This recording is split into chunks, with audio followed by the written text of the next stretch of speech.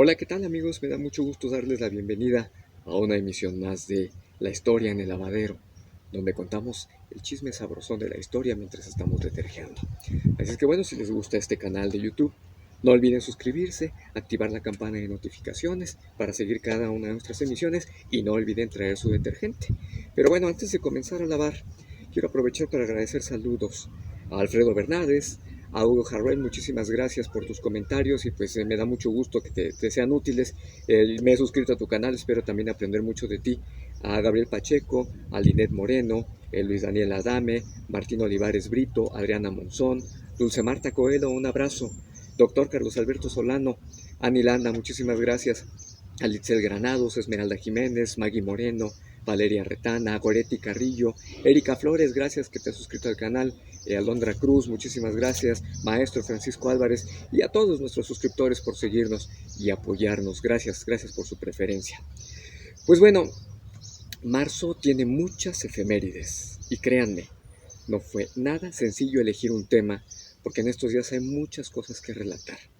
Pero pues hemos elegido un tema que seguramente va a ser de interés para ustedes, porque pues entre el 11 de marzo y hasta el 19 podemos contar una historia global y nacional acerca de la pandemia de COVID-19 que ha cumplido un año el pasado jueves. Y aquí en México pues también se cumple el primer aniversario de que se dio la primera, se confinó, se fijó la primera cuarentena para intentar detener la propagación de esta terrible enfermedad. Así que a un año de que nos cambió la vida radicalmente y como un homenaje a todos aquellos que perdieron la batalla contra el COVID, entre los que incluyo a familiares, amigos y conocidos de todos nosotros, el programa de hoy nos cuenta la historia de las pandemias. Así que les invito a quedarse en la historia en el lavadero y aprender un poquito de cómo una enfermedad puede influir en los cambios importantes en la historia. Bueno, entramos al tema. Las pandemias no solo nos devuelven a lo vulnerables, frágiles e insignificantes que somos en una escala universal y ante la competencia entre las diversas formas de vida, también nos demuestran que somos una especie extraña, singular y hábil para adaptarse a las amenazas. En efecto, todo lo que nos rodea nos pudo haber matado hace mucho tiempo, pero logramos adaptarnos a los pólenes, al polvo, a la humedad, a los cambios de clima, a cualquier cantidad de microorganismos patógenos que pululan por todas partes, y hemos sobrevivido a todo eso.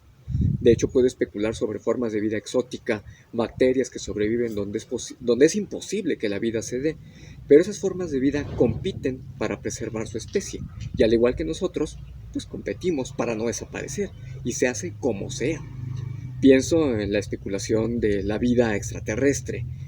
Para nosotros la combinación de oxígeno y nitrógeno va conforme a nuestra naturaleza, pero no podríamos vivir en una atmósfera llena de amoníaco o de azufre. Sin embargo, ¿qué pasaría si hubiera otras formas de vida exóticas que no resistieran sobrevivir a nuestro aire? Morirían. Y si esas formas de vida necesitaran amoníaco para sobrevivir, pues tendríamos que suministrárselo. Así, nuestra atmósfera tiene un equilibrio bioquímico que nos permite vivir, pero si se altera, pues tenemos que prepararnos para morir. Por eso, los seres humanos debemos ser muy cuidadosos en el mantenimiento del equilibrio biótico y atmosférico, porque, contradiciendo a lo que dicen algunos ambientalistas, no es que estemos poniendo en riesgo al planeta. Como sea, este va a cambiar de condiciones, creando otras formas de vida.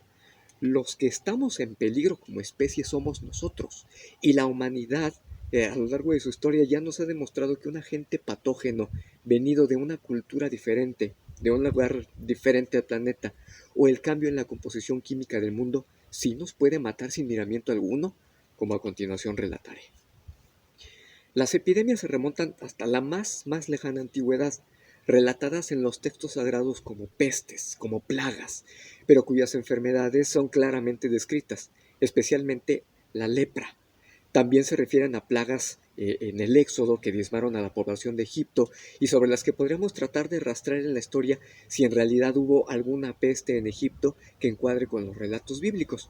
Pero primero vamos a poner orden cronológico para no perdernos tanto y tratemos de recordar las epidemias más importantes, incluyendo las epidemias en Egipto, para ver si cuadran con la historia del Éxodo bíblico. Aunque no lo crean, las evidencias más antiguas descritas de enfermedades epidémicas se remontan al 3200 a.C.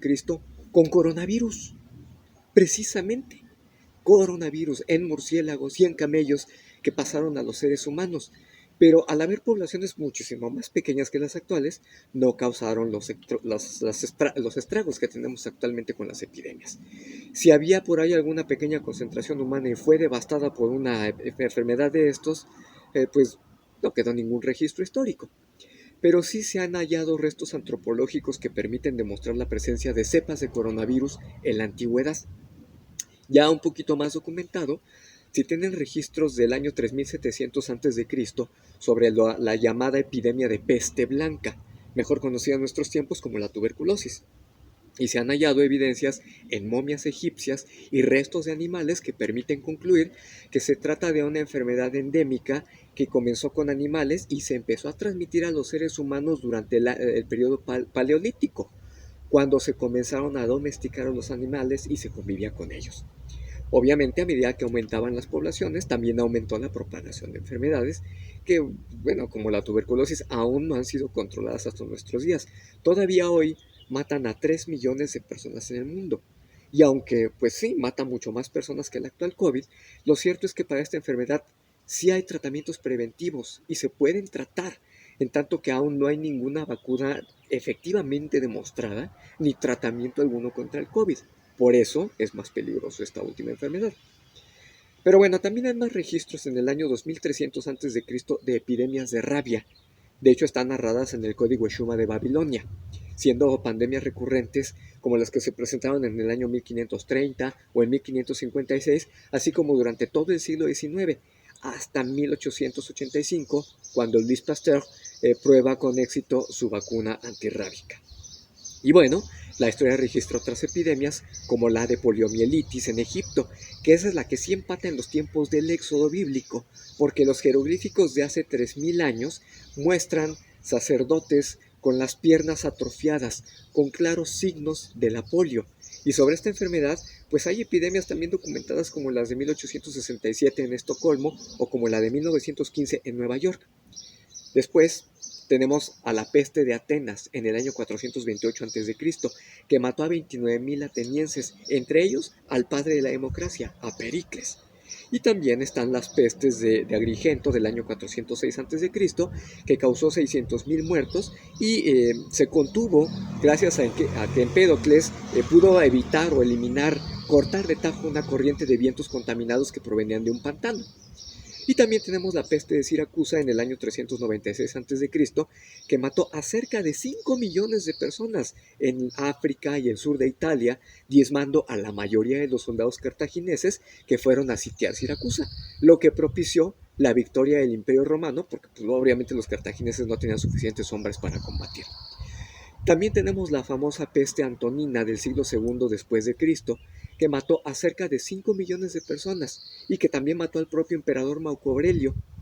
Él mismo había despreciado esa epidemia en uno de los errores más graves que le costaron la vida y que obviamente vamos a comentar un poquito más adelante sobre las consecuencias.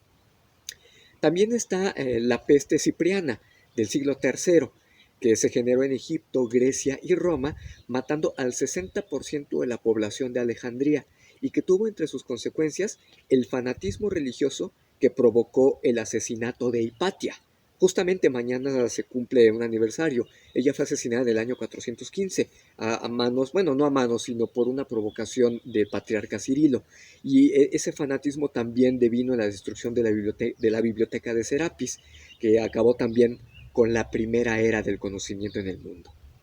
También tenemos la plaga justiniana del año 542 que se originó en Egipto, pasó a Palestina, a Bizancio y a Roma, causando cerca de 50 millones de muertes y que probablemente se debió a las guerras que había con los persas y las consecuencias oleadas de diversas enfermedades como la peste bubónica, como cólera, como algunos tipos de influenza, etc. Esta epidemia fue descrita por Procopio como la peste que estuvo a punto de extinguir a la humanidad. Y hablando de grandes pestes, entonces ahora sí entramos a la peor de todas las epidemias de la historia. La famosa peste negra de 1346-1348.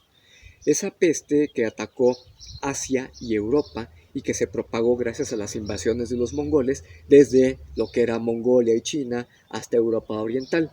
Y bueno, pues ¿cómo es que se transmitió tanto así? Bueno, la bacteria Yersinia pestis, sí, la portaban las pulgas que venían en los roedores que traían los mongoles. No porque ellos tuvieran como mascotas, sino porque venían con sus cargas. Y obviamente, pues al llegar a invadir muchas regiones del mundo, pues propagaron esta enfermedad y una vez las personas infectadas, también las famosas gotículas también contagiaban a las personas. Así es que era por estos animales, sus pulgas, y por la vía aérea. Entonces, pues bueno, a la medida que los mongoles iban avanzando hacia Occidente, llevaron la peste a China, a la India y hasta Europa Oriental. Ya los mongoles no avanzaron más porque precisamente Genghis Khan muere y ya no continúan esas invasiones. Pero eso no impidió que la propagación de la peste continuara, porque esta aparentemente se detuvo materialmente en Bizancio, porque hasta ahí llegaron los mongoles. Pero, bueno, Bizancio es la actual Estambul. Y si no hubiera sido por este suceso histórico, pues hasta ahí habría llegado la peste. Sucede que como estaba el asedio en el Imperio Romano de Oriente, pues se interrumpió el comercio. ¿Y qué es lo que pasó? Que las mercaderías empezaron a transitar directamente hasta Florencia. Y entonces en los barcos, pues venían las ratas que traían la peste. Y el resto es historia. La peste diezmó la población de Italia, de Francia y España, matando incluso al rey Alfonso XI y dejando una mortandad de 200 millones de personas, lo que se vino a conocer después como la muerte negra y que se llegó a confundir con el apocalipsis. Y bueno, la población sí estuvo literalmente en jaque y cambió radicalmente al mundo. A partir de ahí empezaron a darse una serie de cambios que devinieron en lo que fue pues todo el periodo del Renacimiento y los descubrimientos. Así, esta epidemia pues, ha seguido siendo recurrente y no ha sido completamente erradicada. Justamente hace unos meses se dio un brote nuevamente en Mongolia. En fin, ahora me voy a referir a la epidemia de escorbuto, que se registró por primera vez o está documentada en el año 19, cuando se dio la invasión en Flandes y que Plinio describe como una enfermedad que volvió a aparecer recurrentemente entre marinos. Ya posteriormente, hacia 1498, entre la tripulación de Vasco da Gama se presenta un brote y se le conoció como la peste de la nao. ¿Por qué? Porque solamente aparecía entre marinos que estaban en barcos. Esta enfermedad la padeció Magallanes, el que descubrió que sí, el mundo efectivamente era redondo y lo circunnavegó por completo. Y esta epidemia se repitió en 1607, en 1740, 1743, 1757, en casi todas las tripulaciones de marinos, hasta que en 1777 se dieron cuenta que se originaba por la falta de consumo de frutas y verduras en las travesías marinas. Optaron por consumir jugo de limón y se contuvo esta enfermedad. Y ahora entramos en la epidemia que es demográficamente más mortífera en la historia de la humanidad, la gran epidemia de viruela de 1520, que acabó con el 95% de la población nativa de América. La viruela, que era una enfermedad común en el viejo mundo y obviamente pues la población ya había adquirido inmunidad comunitaria, resultaba completamente desconocida en América para los nativos y estos pues no tenían ninguna defensa inmunológica. De manera que cuando llega infectado el esclavo negro Francisco Eguía en la tripulación de Pánfilo de Narváez que estaba tratando de interceptar a Hernán Cortés, pues lo que ocasionó es que propagó el virus de manera impresionante.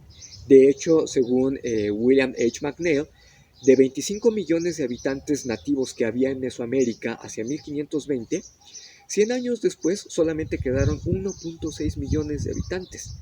La epidemia se propagó por todo el continente y esto desmitifica la idea de que los españoles arrasaron a la población por la vía de las armas y la conquista.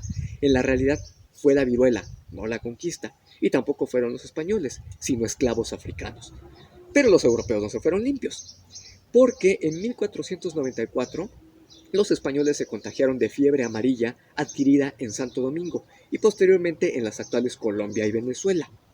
La adquirieron por un vector, el mosquito común, portador del virus. Si bien la epidemia se propagó entre españoles y nativos en la zona subtropical, fue hasta fines del siglo XIX cuando se extendió hacia los Estados Unidos durante la guerra en Cuba para independizarlo de España. Pero la otra epidemia que sí llegó a Europa fue la de la sífilis, que adquirieron los exploradores europeos cuando estaban en las tripulaciones de Cristóbal Colón. y después se propagó en Europa durante el sitio a Nápoles de 1495, cuando los soldados que habían estado en América contagiaron a las prostitutas francesas y estas a su vez al resto de los soldados. Y como se propagó por todo el continente, pues llegó a impactar al 15% de toda la población de Europa. De hecho, fue considerada una maldición divina por su forma de transmisión, por la forma pecaminosa en que se contagiaban las personas. Pero la sífilis no solamente fue la venganza americana contra las epidemias que llegaron al continente americano, sino también fue una de las epidemias más célebres, no porque sea famosa en sí la epidemia, sino porque muchos hombres famosos en la historia de la humanidad se infectaron. Cristóbal Colón, Ludwig van Beethoven, Franz Schubert, Charles Baudelaire, Abraham Lincoln, Vincent van Gogh, Friedrich Nietzsche, Oscar Wilde, Karen Blixen, James Joyce y hasta Adolfo Hitler padecieron sífilis. Quizá por eso algunos se volvieron geniales en sus creaciones y otros se volvieron unos desquiciados atroces.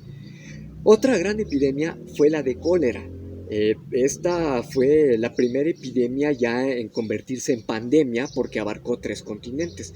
Esta epidemia comenzó en España en 1843, pero llegó desde Asia en 1830 y se mantuvo vigente hasta que rebotó de manera importante en 1854, diseminándose por toda Europa occidental y cruzó el océano para llegar a América en 1849, siendo la primera epidemia que estuvo presente de manera simultánea en Asia, Europa, África y América y provocó cerca de 500,000 de muertes, teniendo fuertes repercusiones en España, Inglaterra y Colombia.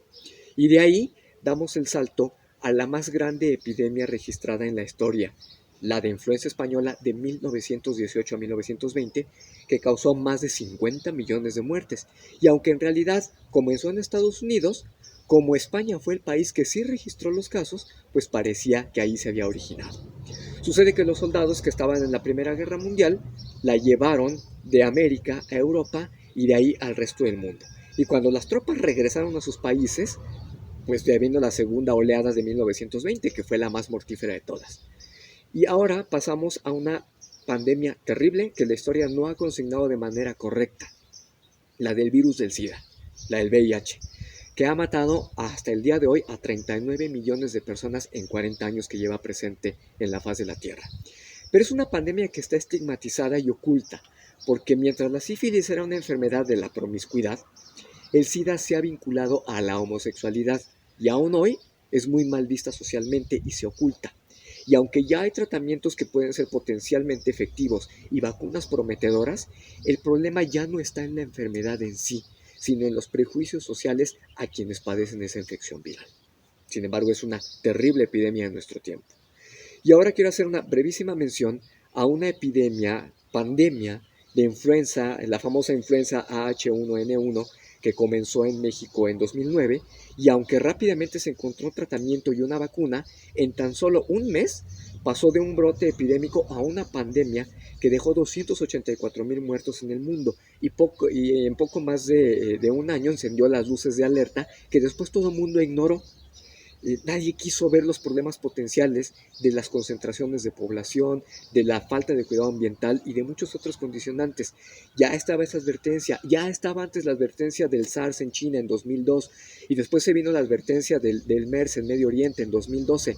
No se hizo nada, nada hasta que nos estalló la gran pandemia de COVID-19 el año pasado. Y en un año ha dejado más de 2,5 millones de muertos y casi 119 millones de infectados, siendo México el país con la más alta tasa de letalidad del mundo. Y aquí el chisme se nos va de los datos históricos a las irresponsabilidades de las personas que han encarado como autoridades las pandemias. Los líderes han causado mucho más muertes que las pandemias. De hecho, ya habíamos comentado hace poquito de la peste antonina, en que Marco Aurelio pues la despreció por completo porque estaba más preocupado por las intrigas políticas que por la epidemia en sí. Y voy a citar sus palabras escritas en el corte 9.2 de sus meditaciones en la guerra de Germania. Cito textual: incluso la peste que me rodea es menos letal que la falsedad, la mala conducta y la falta de verdadero entendimiento. Y por despreciarla, murió. Igualmente, la pandemia de influencia española se mantuvo en secreto, porque a pesar de que surgió en Kansas, Estados Unidos, no se dijo nada para que los soldados se pudieran ir al frente a Europa, y pues todos los países involucrados en la guerra que tenían infectados ocultaron sus casos para no mostrar debilidad ante el enemigo. Por eso la neutral España sí registró sus casos y por eso se le llamó gripe española. Pero la irresponsabilidad fue de las autoridades de Estados Unidos, de Francia, de Inglaterra y de Alemania, y ello provocó una propagación en todo el mundo, la más grande en cuanto a territorio y a densidad poblacional de la historia. Por supuesto, la actual pandemia no ha estado exenta de intereses distintos a la protección de la salud. Como vimos, desde que comenzó la pandemia y cómo China la trató de ignorar. Entonces tenemos a Xi Jinping tratando de tapar las cosas, a Giuseppe Conte en Italia, a Pedro Sánchez en España, a Vladimir Putin en Rusia, a Boris Johnson en el Reino Unido, a Donald Trump en Estados Unidos, a Jair Bolsonaro en Brasil y a López Obrador en México. Gobernantes irresponsables que por privilegiar el dinero y el poder han provocado millones de muertos e infectados, como estas cosas de los amuletos de López Obrador y el ocultamiento de cifras y acciones de gobierno. A Marco Aurelio le costó la vida su responsabilidad y obviamente por la estigmatización que se hizo de los judíos en la gran peste negra, le terminó costando la vida al rey Alfonso XI en España. Y en nuestros tiempos esas mismas irresponsabilidades ya quitaron del puesto a Conte en Italia y a Trump en Estados Unidos. Y las protestas están creciendo contra Sánchez en España, Johnson en Reino Unido, Bolsonaro en Brasil, más lo que se vaya acumulando. Así es que bueno, si notaron, después de una gran epidemia, viene un gran cambio radical en la historia, ya sea que se levanten o se derrumben imperios, que se venga el fin de una primera era del conocimiento o también el fin del oscurantismo y la apertura al renacimiento. Así es que también la transformación de un continente entero en América, el inicio de la era científica y de la asepsia en la vida cotidiana, el control sanitario en cualquier circunstancia, incluso la guerra, los hábitos de educación y responsabilidad sexual, y en lo que se convierta el mundo después de esta epidemia. Quién sabe cómo se vaya a transformar la relación social, la dinámica económica, la interrelación entre los pueblos. Seguramente van a cambiar para siempre. Por eso es importante conocer la historia, para no cometer pifias, y la propia historia terminará de enviar a los líderes irresponsables al basurero de la historia. Recordemos las palabras de Jorge de Santayana: aquel que no conoce su historia está condenado a repetirla. En fin, esta es la epidemia más dolorosa en la historia de la humanidad, porque es la primera en que tenemos plena conciencia de los derechos humanos y de la dignidad de las personas. Y hoy, más que nunca, nos duele perder seres humanos con identidad, con sueños y con futuros que se les cancelaron. Solo espero que hayamos aprendido la lección y sepamos cuidarnos, porque sí somos vulnerables, y cuidarnos también implica cuidar nuestro entorno. No sea que sea el propio entorno el que nos la cobre. Con respetuoso cariño para todos los que ya no están con nosotros. Bueno, pues ya se nos acabó el detergente y también el chisme de hoy. Pero si les gustó este video, no dejen de suscribirse y activar la campanita de notificaciones. Y no se pierdan la próxima semana, porque en los chismes de la historia vamos a hablar de Benito Juárez y el chisme de Lavadero se va a poner muy sabroso. Así es que los espero el próximo domingo, aquí en La Historia en el Lavadero. Nos vemos y que tengan un excelente domingo. Adiós.